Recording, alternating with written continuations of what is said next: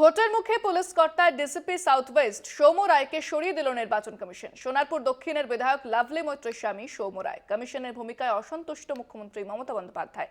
21-এর বিধানসভা ভোটের সময়ও আইপিএস সৌম্য রায়কে সরিয়ে দিয়েছিল কমিশন। প্রথমে রাজ্য পুলিশের ডিজি বদল, পরে বেশ কয়েকজন জেলা শাসক এবং পুলিশ সুপার। প্রথম দফা ভোটের আগে এবার কমিশনের কোপে ডিসিপি দক্ষিণ পশ্চিম আইপিএস সৌম্য রায়। তাঁকে ভোটের কাজে ব্যবহার করা যাবে না বলে রাজ্যের মুখ্য নির্বাচনী আধিকারিকের দপ্তরে চিঠি পাঠানো হয়েছে। 2021-এর ভোটের আগেও সৌম্য রায়কে ভোটের দায়িত্ব থেকে সরিয়ে দেয় কমিশন। আইপিএস সৌম্য রায়ের বদলির ঘটনায় ক্ষোভ চেপে রাখেননি মুখ্যমন্ত্রী।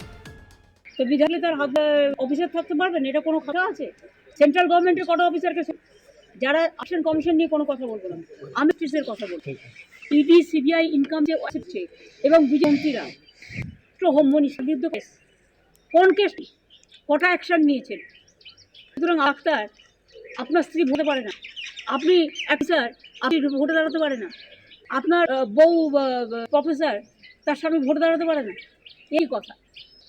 আর ও আইপিএসের চাকরি পেয়েছে তো ওর বিয়ে করার অনেক, এ আবার কি কথা? বিজেপি যা বলবে তাই শুনতে হবে। বিজেপির অঙ্গুলি হিলনে চলছে কমিশন, দাবি লাভলি মৈত্রের। এটা বলার অপেক্ষা রাখে না, এগুলো বিজেপির অঙ্গুলি হেলনে হচ্ছে। আমাদের পশ্চিমবাংলায় একজন মির্জাফর আছে, তার অঙ্গুলি হেলনে হচ্ছে। তিনি নোট করে রেখেছেন, তিনি লিস্ট করে রেখেছেন কাকে কাকে সরাতে হবে।